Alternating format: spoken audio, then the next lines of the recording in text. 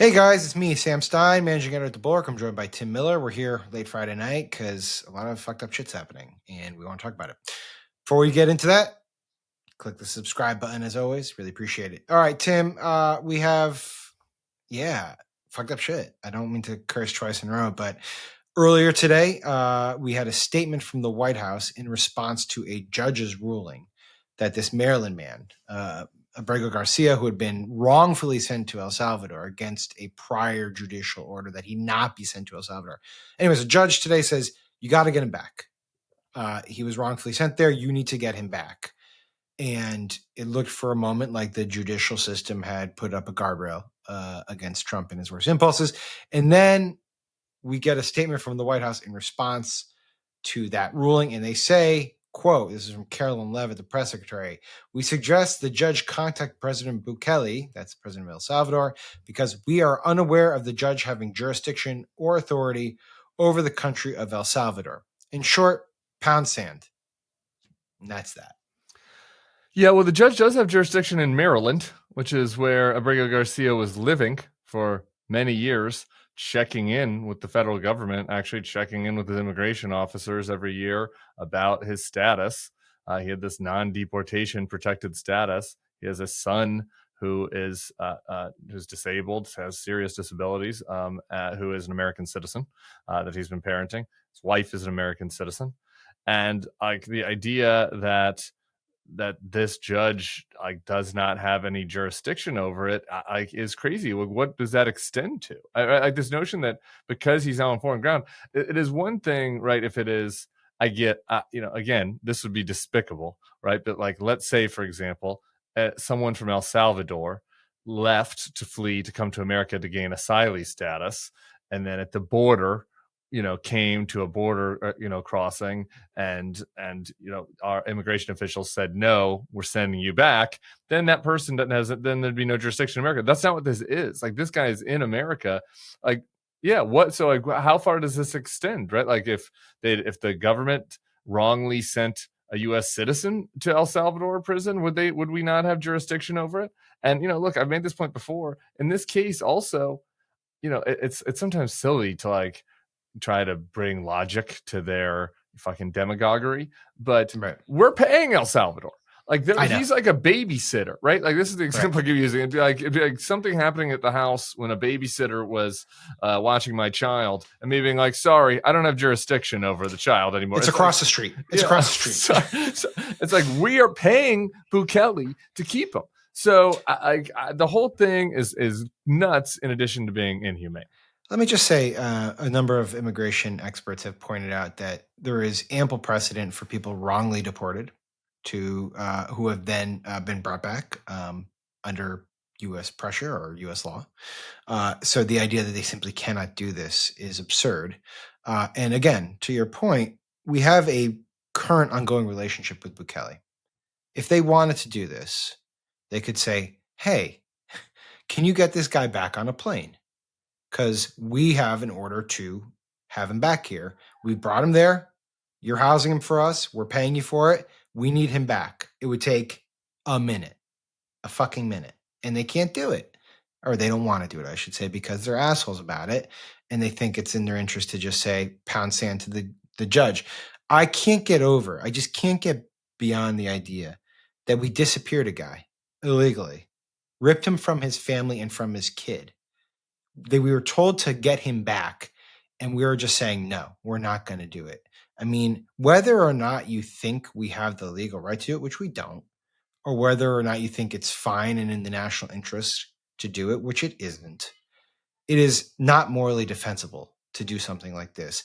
And I'm shocked at how few people are outraged. Yeah. Beyond our circle. And then also, just to bring up the Tate brothers, the government has shown when they want to bring somebody into the country, they can. And the Tate brothers are also sex pests, criminals of their own rights, alleged and convicted in certain, and not in America, but in other countries. And we brought them into America. Now they've allegedly committed more crimes since they've gotten here. So we can exert our power. The whole point, actually, let's just even make this point. The whole point of Trumpism is that like everything's We a bend deal. countries to our. Yeah, everything's a deal. Like we can bully countries and get stuff out of them. It's the whole point of the terror. It's like this notion is just silly that they're hiding behind this. So and this is not. She's not the only one. Actually, in addition to what Levitt said, Tricia McLaughlin, the spokesperson for NOME at DHS, was on Fox earlier today, and her comment was even grosser. Let's play the clip. The American people should know who this individual is. He's not some Maryland father, as the mainstream media will make you believe. He's actually a member of MS-13 and was involved in human trafficking. It's unbelievable, the framing of this. Whether this man is in El Salvador or in a U.S. detention center, he should be locked up. And people should also know who MS-13 is. It is a gang that rapes, maims, and kills Americans for sport. They should not be on U.S. soil, and any media outlet who tries to make him a darling or a victim should really be ashamed.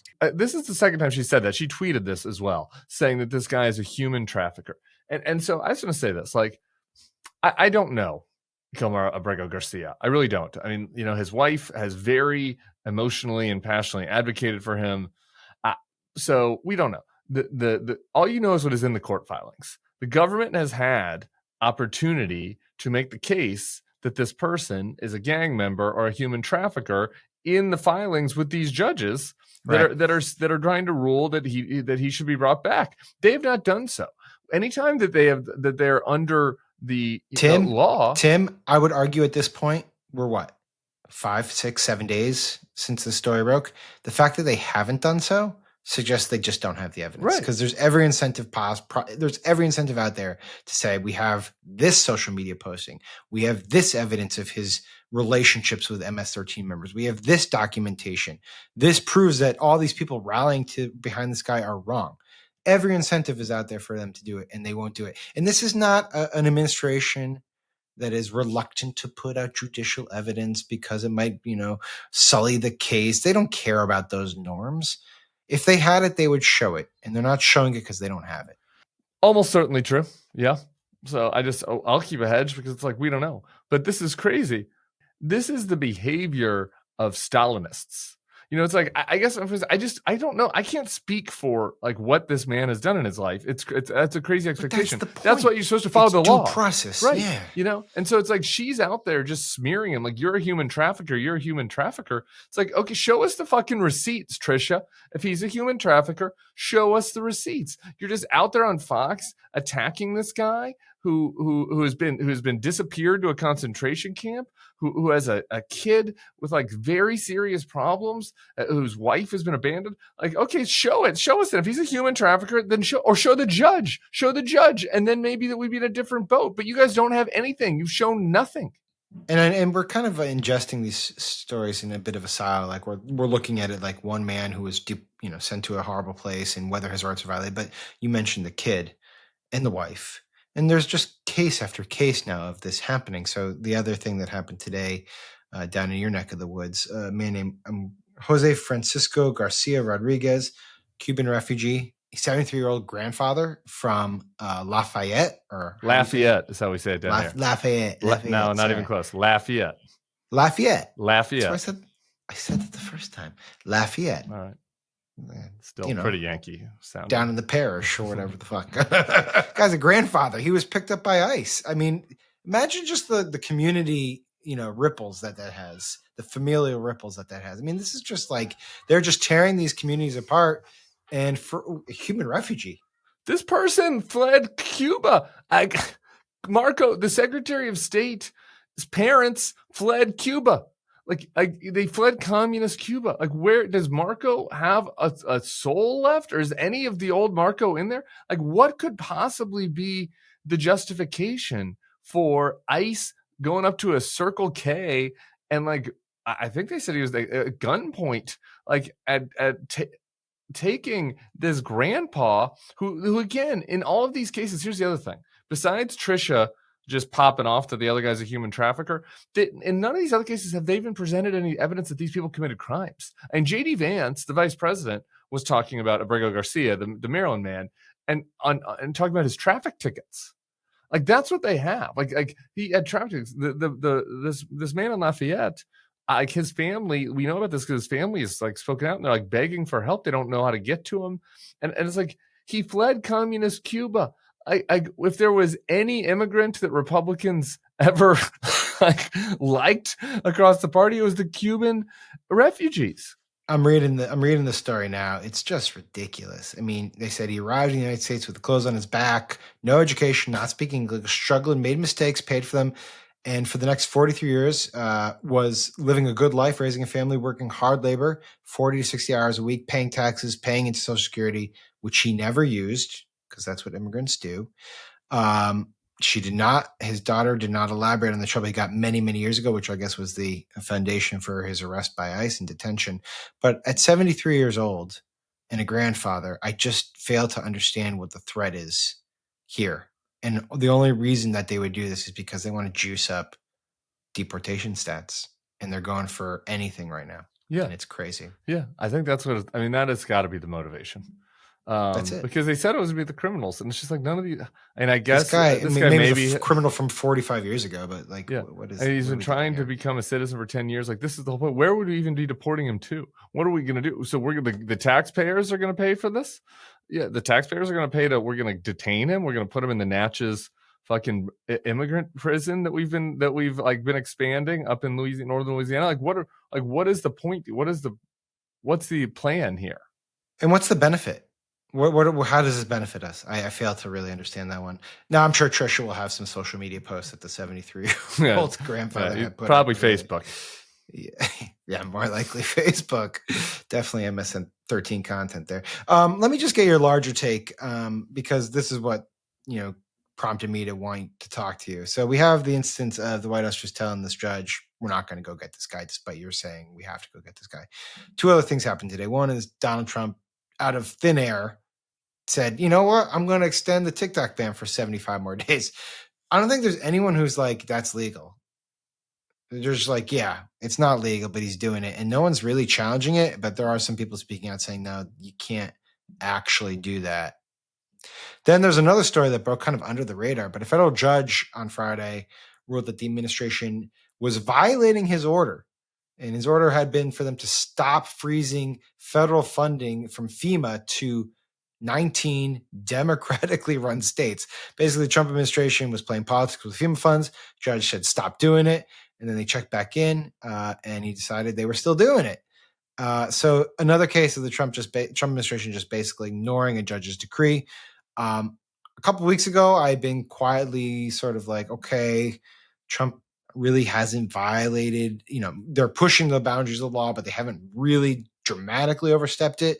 I'm not feeling like that anymore. I feel like they are very much defying laws openly at this juncture. Yeah, I mean, the TikTok thing is like, in some ways, it's the most blatant. It also is like the type of thing that we've seen from Biden, Obama, Bush. To be honest, like it's a pretty common. So that doesn't make it better. A socially acceptable. Yeah, it's avoidance of the law. Like we've seen that from some other administrations lately. This other stuff is a totally different animal.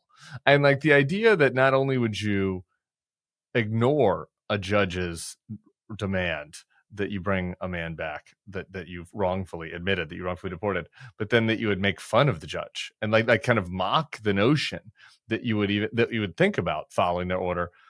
That this FEMA stuff, we'll see what comes like that again. That's not something that was happening in the Biden administration. You weren't seeing the Biden administration illegally being like, oh, we're just going to cut the emergency funds to Texas, and then told that they couldn't do it, just did it anyway. Still do it. Right. Like that is again. So all of this stuff is like really treading new turf. And a lot of it is just like kind of testing the limits. And like, that's the thing to me. And the story of Abrego Garcia is so tragic and his family. But the thing that's the most alarming in the biggest picture is it really just does feel like a testing ground for like the worst, types of like Orban fucking, you name the autocrat, like what these other guys are, his buddy MBS that he's down there golfing with us, like all that it's a test for that type of really lawless behavior. And that's the part that's the most alarming. No, I totally agree. And, when you have early acquiescence to this type of behavior, it breeds future behavior like this. So here we are. All right, buddy. Thanks for staying up with me. Thanks for joining me. Happy to do it. It's nice to be back in my hole. Appreciate it. See ya. Thank you guys for tuning in. Talk to you later. Peace. Hey, YouTube fam. If you want to support the Bulwark, the best way to do it is by becoming a YouTube Bulwark Plus member. The Bulwark is truly independent. We have no corporate overlords. We're not settling any dumb lawsuits with Trump. By joining, you help support our work, and you can get a bunch of perks right here on this platform. Ad-free content, bonus videos, live streams, and some emojis of me, which I guess some people want. So come join, come hang out, become a Bulwark YouTube Plus member, and I'll be seeing you in the comments. So behave.